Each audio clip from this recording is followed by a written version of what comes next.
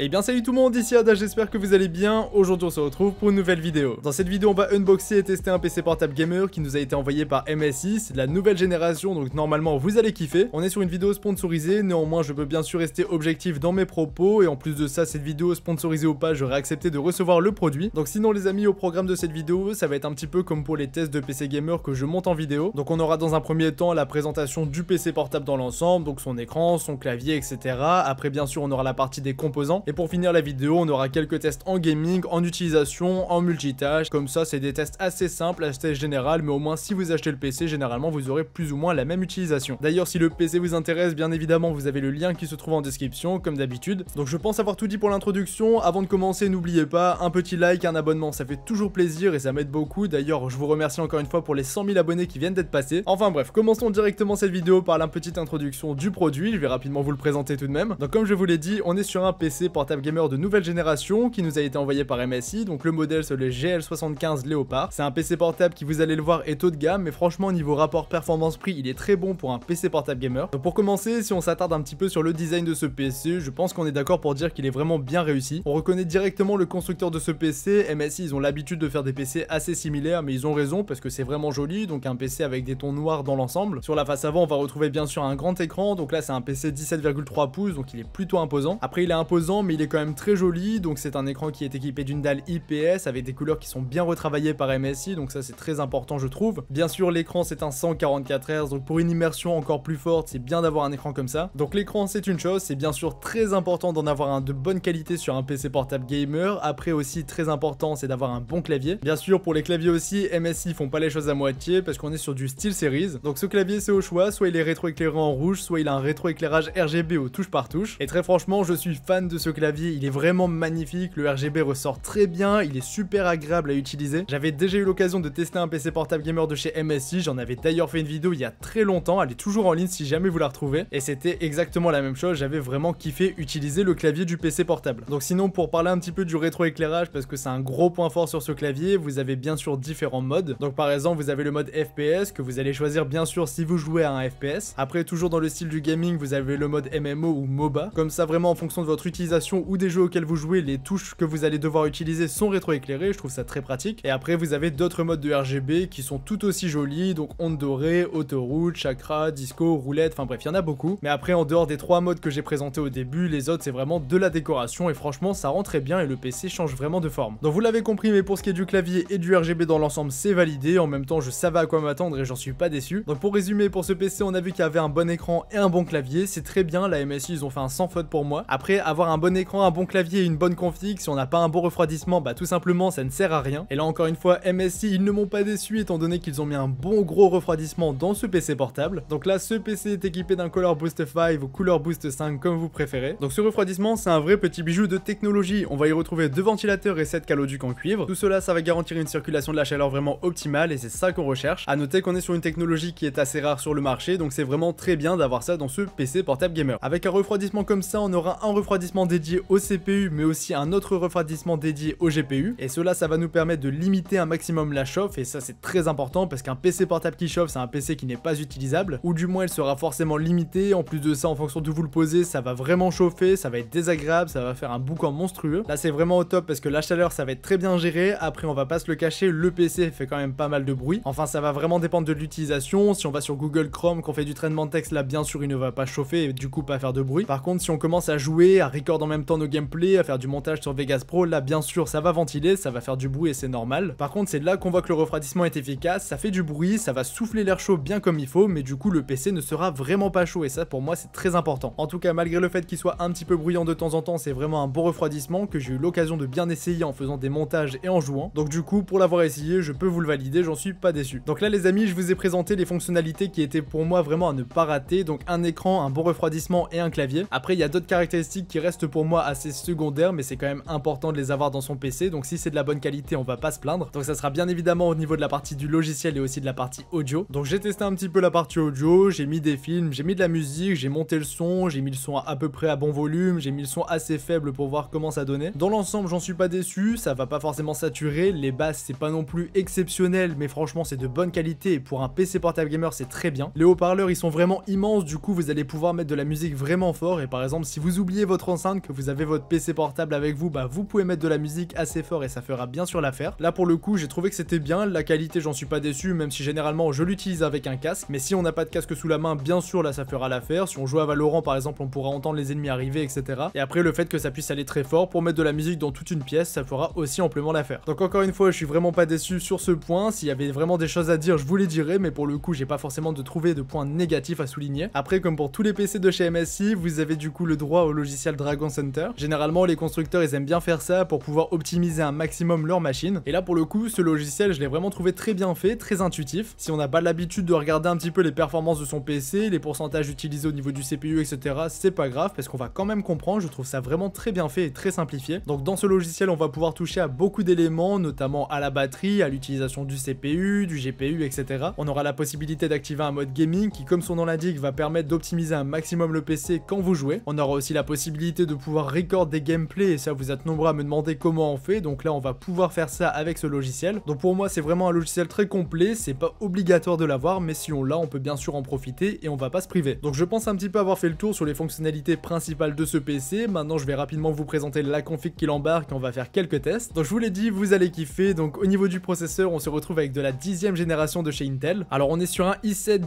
10750H, un nouveau processeur qui est très récent et qui franchement est ultra performant. Donc on est sur un 6 core 12 threads, autrement dit pour le gaming ou le multitâche généralement il va s'en sortir extrêmement bien. Ce processeur il est couplé avec une RTX 2070 8Go dédiée, donc une excellente carte graphique. Pour un PC portable c'est presque le top, mais dans l'ensemble vous l'avez compris, ce combo Proco plus carte graphique vous permettra de faire tourner tous les jeux du moment sans problème et de pouvoir bien sûr profiter de l'écran 144 Hz. Pour ce qui est de la RAM on a 2 x 8Go qui nous fait un total de 16Go en DDR4 cadencé à 2666 MHz, en sachant qu'au maximum on peut monter jusque 64Go, du coup on peut facilement upgrade à 32Go si on veut. Pour la partie stockage c'est très intéressant parce qu'on a 1 Tera de SSD NVMe. Autrement dit, quand vous prenez le PC, vous le lancez, c'est de l'instantané, le PC s'allume directement sous Windows 10 et après c'est pareil pour lancer vos logiciels, les jeux, etc. c'est très rapide et ça franchement c'est vraiment plaisant. Après je l'ai pas spécifié mais ce PC est équipé du Wi-Fi 6, du coup pour capter vraiment de la bonne fibre optique là c'est bon, il n'y a aucun problème. Ensuite comme tout PC portable qui se respecte, on a de la nouvelle génération au niveau des connectiques, tout en gardant un petit peu d'ancienne génération parce qu'on en aura toujours besoin. Et là franchement c'est très bien parce qu'ils ont pensé à tous les connectiques nécessaires, donc du type C, du type A, de l'HDMI, du RJ45, c'est toujours pratique si on en a besoin, même si avec le Wi-Fi 6 on va pas forcément en avoir besoin mais c'est toujours bien. Et bien sûr on aura de quoi brancher un casque sur ce PC, sinon c'est pas forcément très intéressant. Donc sinon en termes d'autonomie c'est assez intéressant pour un PC avec cette puissance, mais c'est pas non plus transcendant parce qu'on ne sera pas sur un ultrabook très clairement. Ça va tenir plusieurs heures sans trop de problèmes, ça va beaucoup dépendre de votre utilisation et de la performance que vous allez demander à votre PC. Et pour finir avec le poids de ce PC, il fait 2,6 kg, donc je trouve que c'est vraiment correct par rapport à tout ce qui va embarquer au niveau des composants, du refroidissement, etc. Après c'est sûr on peut toujours faire plus léger, mais bon on va forcément perdre quelque part, que ce soit au niveau des performances ou par exemple au niveau du refroidissement, qui est un point vraiment non négligeable. Donc voilà pour ce qui est des caractéristiques techniques les amis. Maintenant je vais rapidement vous parler de l'utilisation que j'ai eue avec ce PC, parce que comme ça fait quelques semaines maintenant que j'utilise ce PC, j'ai eu l'occasion de jouer un petit peu dessus, faire des montages photos, faire des montages vidéo, enfin bref une utilisation un petit peu classique pour moi. Donc commençons par parler un petit peu du gameplay parce que c'est un petit peu ce qui vous intéresse le plus je pense. Étant donné qu'on est sur un écran 1080p 144 Hz, il me semble logique que ce PC tourne au moins tous les jeux du moment avec 144 FPS. En tout cas si ce n'était pas le cas je serais vraiment fortement déçu. Heureusement pour moi et heureusement pour MSI c'est le cas, le PC tourne bien sûr tous les jeux du moment sans souci. Par exemple pour illustrer la vidéo j'ai mis GTA 5 en ultra avec tous les graphismes au maximum, vraiment j'insiste il y avait vraiment tout au maximum. Après j'ai lancé le mode benchmark donc c'est pareil, c'est un mode qui va vraiment prendre énormément de ressources. Autrement dit le PC est au maximum de ses capacités, sachant que GTA en ultra c'est un jeu qui demande vraiment beaucoup de ressources, donc on est au-dessus des 100 FPS sans trop de problèmes. Par moment on peut tomber un petit peu en dessous mais généralement on est au-dessus. Après de mon côté j'ai aussi joué à pas mal de jeux comme Valorant, Warzone, Fortnite, Minecraft, enfin bref j'ai testé pas mal de jeux pour voir un petit peu ce que ce PC valait. Et bien sûr ça va dépendre des jeux mais généralement on est toujours sur les 144 FPS, ça sert à rien d'aller au-dessus parce que l'écran nous limitera de toute façon à 144 Hz. Après bien sûr quand je dis toujours au-dessus des 144 FPS, il faut bien sûr adapter les graphismes en fonction des jeux. Par exemple sur le mode benchmark de GTA on voit très bien qu'il est pas à 144 FPS, mais si on réduit les graphismes il va les atteindre sans souci. Autrement dit on est sur un vrai bon PC portable gamer qui porte bien son nom, étant donné que les jeux du moment vont tourner sans problème. Après bien évidemment pensez toujours à jouer sur secteur si c'est possible, parce que c'est vrai que la batterie a tendance à vite partir si vous jouez à GTA 5 en ultra, parce que encore une fois ça demande vraiment beaucoup de ressources. Donc dans l'ensemble pour le gaming c'est amplement validé, le PC s'en sort très bien et j'en suis vraiment pas déçu. Après personnellement le gaming c'est pas non plus mon utilisation principale, je vais plutôt faire du montage avec ce genre de PC. Par exemple quand je suis en déplacement je peux faire mon edit de vidéo, vidéo. Et dans ces cas-là, quand on fait des montages, on aura tendance à utiliser Vegas, Photoshop, la suite Adobe pour After Effects ou Premiere Pro. Enfin bref, des logiciels qui vont demander vraiment beaucoup de ressources à un PC, que ce soit pour l'utilisation ou même pour les rendus. Et là encore une fois, j'ai vraiment pas été déçu. Le PC s'en sort très bien avec les 6 cœurs 12 threads en même temps, ça m'étonne pas. Plus une accélération de GPU pour faire les rendus avec la RTX, c'est au top. Enfin bref, vous l'avez compris, mais pour moi, ce PC c'est vraiment une bonne réussite. Donc maintenant, on va faire une rapide conclusion sur ce produit. Alors si je devais un petit peu revenir sur son design, pour moi d'ailleurs, c'est une réussite. Il est beau, il est sobre, il est épuré. L'écran est presque borderless et ça, franchement, c'est excellent. Si on regarde le clavier, il est très joli, il est silencieux, il est réactif, donc c'est tout ce qu'il nous faut. En ce qui concerne le refroidissement, bah il fait son taf, c'est très bien. Le PC ne chauffe pas, par contre, ça souffle beaucoup. C'est peut-être un des seuls points négatifs que j'ai à souligner. Le PC souffle beaucoup, mais au moins il ne chauffe pas. Donc c'est un point positif pour un point négatif, on va dire. Après, au niveau des performances, c'est pareil, je suis pas déçu. Avec 1 Tera de NVMe, c'est ultra rapide et on a de la place. Et enfin, que ce soit pour du gaming ou alors du multitâche, avec le processeur plus la carte graphique en combo, c'est au top du top. Le PC est vraiment très rapide et efficace. Donc maintenant les amis, pour terminer cette vidéo, je vais vous donner le prix de ce produit. Donc actuellement on peut le retrouver par exemple sur Uducommerce au prix de 1699 €. Alors comme ça peut vous paraître cher, mais je vous garantis que c'est un bon prix pour ce PC. MSI généralement ils sont bien situés, c'est pour ça que je les mets très souvent dans mes tops des PC portables. De toute façon, un PC portable sera toujours plus cher qu'un PC fixe, ça le remplace pas spécialement, mais franchement si vous êtes en déplacement ça fait amplement l'affaire. Et puis il faut bien prendre en compte que là on a le PC, on a aussi un écran, un clavier et le trackpad, même si je vous conseille quand même la souris à côté. Donc au final c'est vraiment un PC que je vous recommande, c'est pas parce que la vidéo est sponsorisée que je vous dis ça. Si c'était pas un bon PC, je l'aurais tout simplement pas accepté. Mais là j'aime beaucoup la marque, d'ailleurs merci à vous MSI d'avoir collaboré avec moi, ça fait vraiment plaisir et j'espère qu'on pourra remettre ça. Si vous qui regardez cette vidéo, vous avez ce budget là pour un PC, celui-ci vous pouvez le prendre les yeux fermés parce que je vous le recommande, il est au top du top. D'ailleurs en description je vous mets tous les liens nécessaires pour retrouver ce PC en vente ainsi que ses informations techniques sur le site de MSI directement. Donc les amis, je pense avoir fait le tour de ce que je devais dire dans cette vidéo pour présenter ce produit, donc j'espère vraiment qu'elle vous aura plu. Si c'est le cas, n'hésitez pas, un petit pouce bleu plus un abonnement, ça fait toujours plaisir. C'était Yada, on se dit à la prochaine pour une nouvelle vidéo. Salut tout le monde!